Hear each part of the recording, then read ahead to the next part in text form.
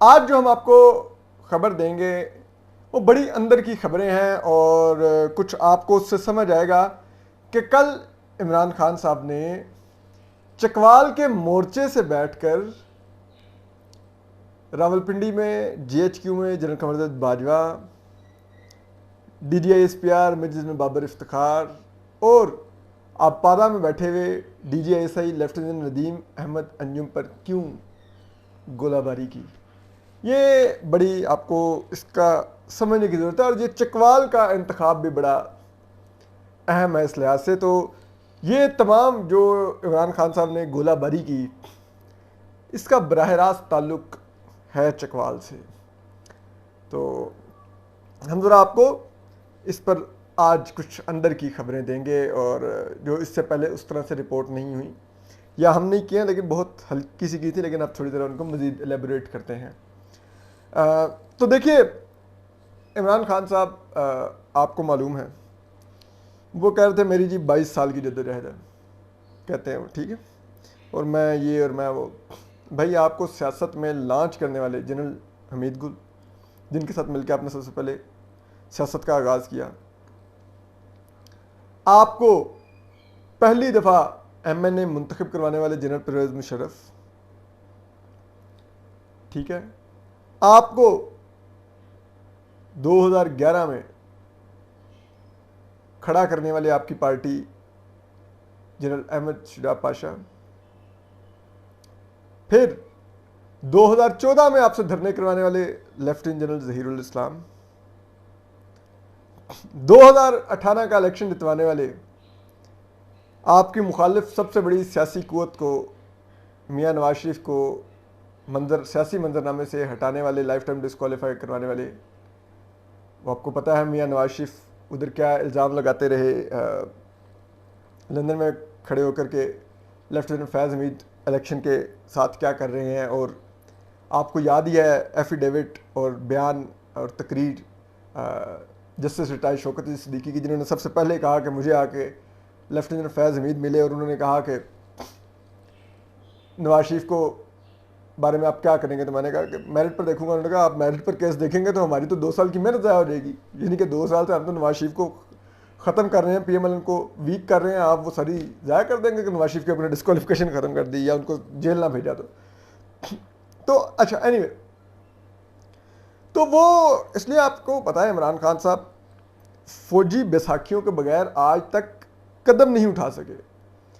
तो जो खुद अपने मुंह से कहते हैं कि मैं ISI से फ़ोन करवा के अपने पार्लियामेंटेरियन पूरे करता था और बिल पास करवाता था, जो खुद कहते हैं कि पंजाब मेरी हुकूमत इसलिए अच्छा परफॉर्म नहीं कर रही क्योंकि उनके पास बूट नहीं है, यानी कि फ़ौज की सपोर्ट नहीं है, बैकिंग नहीं है। तो वो इमरान खान आपको लगता है जो इस हद तक खुद बता रहे हो कि मैं फौजी बैसाखी के बगैर मैं तो सीधा खड़ा नहीं हो सकता, चलना तो दूर की बात है। वो जनरल कमरदर्द बाजवा पर, जो पाकिस्तान के आर्मी चीफ हैं, DGISI पर लेफ्टिनेंट जनरल नदीम अहमद अंजुम पर और DGISPR major general Babar Iftikhar पर हमले कर रहे हों और वो बगैर किसी सपोर्ट के कर रहे होंगे। मतलब ये बात दैट डजंट मेक सेंस। ये हो ही नहीं सकता, ये मुमकिन ही नहीं है। और देखिए, आप कह रहे हो कि चकवाल क्यों ज़्यादा कर रहे हैं। ये इमरान खान साहब तो पहले से कह रहे हैं, उन्होंने कहा कि ये मुहब्बे वतन जर्नैल नहीं लगाएंगे और ऐसा लगाएंगे जिनकी चोरी की कीमत, चोरी का पैसा प्रोटेक्ट करेगा, उसको आर्मी चीफ बना देंगे, ये कर देंगे, वो कर देंगे। शुरू से वो आर्मी चीफ जनरल कमरदर्द बाजवा को न्यूट्रल कह के फ़ौज को न्यूट्रल जानवर है, और आर्मी चीफ को मीर जाफ़र और मीर सादिक वो कह रहे हैं, DGISI को वो मिस्टर एक्स, और जो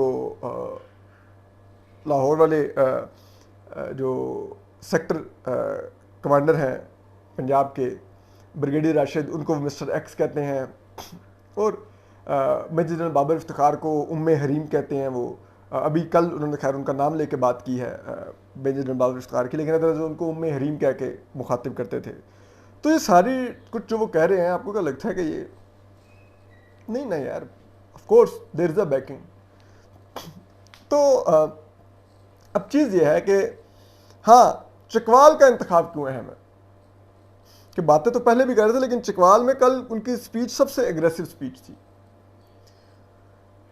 उन्होंने अपने क्राउड को ये भी कहा कि मैं उन गद्दारों से पूछता हूं कि तुमने इन चोरों को क्यों मुसल्लत किया।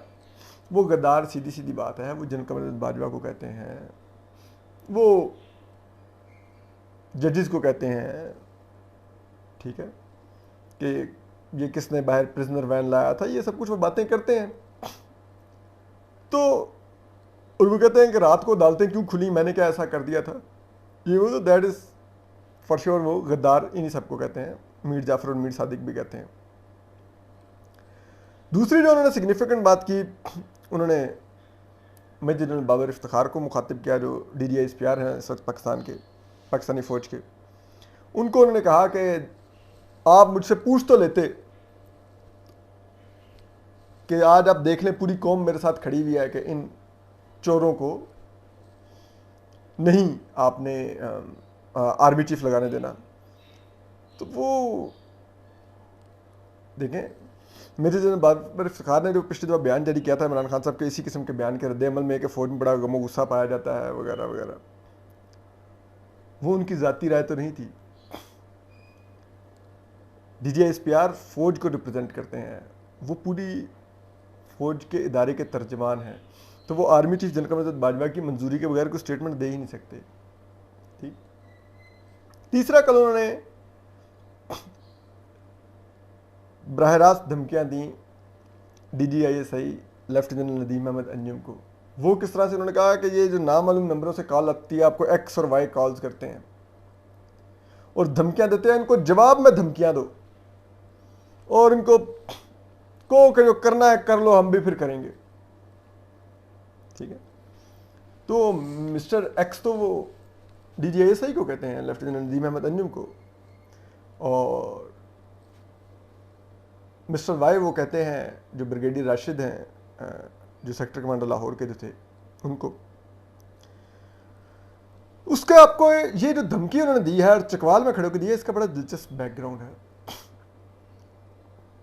आपको पता है कल चकवाल के जलसे में खुलेआम उसके ऑर्गेनाइजिंग में भी और कल जलसे के मुकाम पर भी, स्टेज पर भी, इर्द गिर्द भी मौजूद थे कौन? जनाब नजफ हमीद साहब। नजफ हमीद साहब कौन है? वो फॉर्मर DGISI और इस वक्त कोर कमांडर भावलपुर लेफ्टिनेंट फैज़ हमीद के भाई हैं। ये पटवारी थे, ठीक। पिंडी से इनका तबादला चौधरी निसार ने क्यों किया था, ज़रा कभी फाइल्स खुलवाइए। मलिक रियाज के बीच में क्या मामला थे जिस वजह से चौधरी निसार ने इनको पिंडी इस्लामाबाद से बतौर पटवारी इनकी पोस्टिंग कर दी थी चकवाल। चकवाल में ये पिछले दौर में ही एकदम से नायब तहसीलदार प्रमोट हो गए। इस पर द नेशन ने स्टोरी की और फिर इतना प्रेशर आया तब DGISI थे लेफ्टिनेंट फैज़ हमीद कि उन नेशन को वो स्टोरी डिलीट करनी पड़ी। फिर नेशन को अगले दिन क्लैरिफिकेशन छापनी पड़ी कि वो स्टोरी का गलत तासुर दिया जा रहा था, उन्होंने डिलीट कर दी। हमने पूछा भाई अगर मेरिट पर प्रमोशन हुई थी नजफ हमीद साहब की तो स्टोरी पर कैसे स्पेकुलेशंस हो सकती हैं, और अगर कोई स्पेकुलेशन हो रही थी तो आपने द नेशन ने कैसे गेज किया कि इसके ऊपर स्पेकुलेशन हो रही है स्टोरी के ऊपर। और फिर चकवाल में वो गुलाम अब्बास साहब को किस तरह से हरवाने वाले, डिसक्वालीफाई करवाने वाले, किस तरह से चकवाल में PTI को सीटें दिलवाने वाले, चौधरी बरादरान को, काफ लीग को सीटें दिलवाने वाले भी सब सियासत में जिक्र आता है इनका नजफ हमीद साहब का, ठीक है। और कल के जलसे के लिए भी वो मौजूद थे।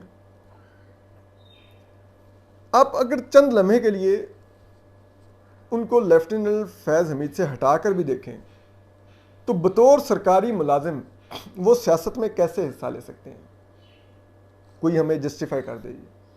पाकिस्तान के कानून से निकाल के दिखा दे कि जी जो नायब तहसीलदार होता है वो सियासत कर सकता है, वो सियासी जलसों में शिरकत कर सकता है, वो सियासी जलसों के स्टेज पे जा सकता है, वो सियासी तकारीर कर सकता है, सियासी प्रेस कॉन्फ्रेंस कर सकता है। वो राजा यासिर के साथ जो पंजाब के मिनिस्टर हैं वो, जिसे कहते हैं लोगों को मोबिलाइज कर सकता है, ये कोई हमें जस्टिफाई है? तो इमरान खान साहब नून लीग पर इल्ज़ाम लगाते थे कि पटवारियों से जलसा करती है ये जमात, खुद वो कैसे कर रहे हैं? ये नजफ हमीद साहब हमें जस्टिफाई कर दें कैसे वो करते हैं ये। फिर ये कोई इतना आम मजाक नहीं है कि नजफ हमीद साहब जानते हैं वो किसके भाई हैं, लेफ्टिनेंट जनरल फैज़ हमीद के भाई हैं वो, और उनका भाई फौज में DGI रहा हो और इस वक्त भी कोर कमांडर हो, लेकिन वो अपने भाई के इदारे के खिलाफ तकारीर करने वाले एक रहनुमा का जलसा पूरा सपोर्ट कर रहे हों, और उसमें उनके भाई के आर्मी चीफ को निशाना बनाया जा रहा हो, उनके भाई के सक्सेसर DGI को निशाना बनाया जा रहा हो, उनके भाई के इदारे के तर्जमान मेजर जनरल बाबर इफ्तिखार को निशाना बनाया जा रहा हो। ये कैसे हो सकता है कि ये बहुत ही ऑर्डनरी और सादा सी बात है और आप इसको बिल्कुल इग्नोर कर दें कि नहीं ऐसा कुछ नहीं था, ये उनके भाई का ज़ाती फैसला था, लेफ्टिनेंट जनरल फैज़ हमीद का कोई ताल्लुक नहीं हो सकता। ठीक है, इमरान खान साहब ने जो DGI लेफ्टिनेंट नदीम अहमद अंजुम को धमकाया है, इसका भी एक पस मंज़र है। लेफ्टिनेंट फैज़ हमीद के पेशावर जाने के बाद जब पेशावर के कोर कमांडर बन गए बिलाखिर, और लेफ्टिनेंट नदीम अहमद अंजुम बन गए DGI, तो इन्होंने ISI में बहुत कांटी छांटी की। जितने भी जो लेफ्टिनेंट फैज़ हमीद की जो टीम थी पूरी की पूरी, इन्होंने ISI से उनको पोस्ट आउट कर दिया, फौज में वापस भेज दिया, और जो रिटायर होकर कॉन्ट्रैक्ट पे आगे काम कर रहे थे उनके कॉन्ट्रैक्ट एक्सटेंड नहीं किए, लाइक कर्नल लियाकत हो गए, ये सब कुछ वो घरों के चले गए। उसके अलावा इन्होंने लाइक एक जो वाक़या को बताते हैं कि 2 ISI के अफसरान जब कोर कमांडर पेशावर थे लेफ्टिनेंट फैज़ हमीद, तो उनको जाकर खुफिया तौर पर मिले और उनके साथ एक पार्क में वॉक करते हुए देखे गए। तो जब वो पेशावर से वापस आए और अगले दिन अपारा अपने दफ्तर गए, तो जब वो अपने दफ्तर में दाखिल हुए तो उनके टेबल पे उनके ट्रांसफ़र लेटर्स पड़े हुए थे, उनको ISI से बाहर पोस्ट आउट कर दिया गया था। तो इस तरह से उन्होंने चुन चुन के जो सारी टीम थी वो ख़त्म की जो लेफ्टिनेंट फैज़ हमीद की थी। ये वो जाहिर करता था कि वो ISI को कम अज़ कम लेफ्टिनेंट फैज़ हमीद की डायरेक्शन में नहीं चलाना चाहते, यानी कि PTI की जो सपोर्ट में जो डायरेक्शन थी। और आप ये भी देखिए कि ज़ाहिरी बात है लेफ्टिनेंट फैज़ हमीद, हम सब देख रहे थे कि वो बहुत ज़्यादा अपनी पिक्चर्स रिलीज़ करवाते थे। काबुल सरीना होटल चले गए, जानते बूझते कि वहाँ मीडिया होगा, नहीं मैं चाय पीने चला गया हूँ, सबको पता चले कि मैं पेशावर आया हुआ हूँ, और ये सब कुछ ठीक है। वो एक खुद नुमाई के नज़र आता है आपको बज़ाहिर के, वो एक तासुर उनके बारे में शौकीन जनरल हैं लेफ्टिनेंट फैज़ हमीद। उसके मुकाबले में लेफ्टिनेंट नदीम अहमद अंजुम ने बिल्कुल अपनी तस्वीर भी नहीं वो कहीं आने देते। He works like a spy, जो एक स्पाई चीफ को होना चाहिए ना किसी को बताओ। लेकिन ये भी दरअसल इन अदर वर्ड्स लेफ्टिनेंट फैज़ हमीद के लिए एक टांट की हैसियत भी रखता था कि देखो आप पिक्चर्स जारी करवाते थे, मैं तो अपनी पिक्चर भी नहीं जारी करवाता। ठीक, फिर आपको पता है जो ये TTP से मुज़ाकरात हुए, ये लेफ्टिनेंट फैज़ हमीद का इनिशिएटिव था उस वक्त के प्राइम मिनिस्टर इमरान खान साहब के कंसेंट से, और वो बड़ा इसमें दोनों प्राइम मिनिस्टर और DGI बड़ा बढ़ चढ़ के इसमें वो इस इनिशिएटिव को ऑन भी कर रहे थे, सपोर्ट भी कर रहे थे।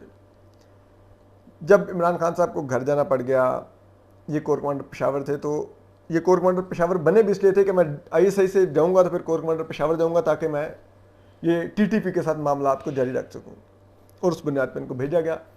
वो पॉलिसी भी इनकी नाकाम हुई, जिसके बाद इनको बहावलपुर भेज दिया गया पेशावर से लेफ्टिनेंट फैज़ हमीद को।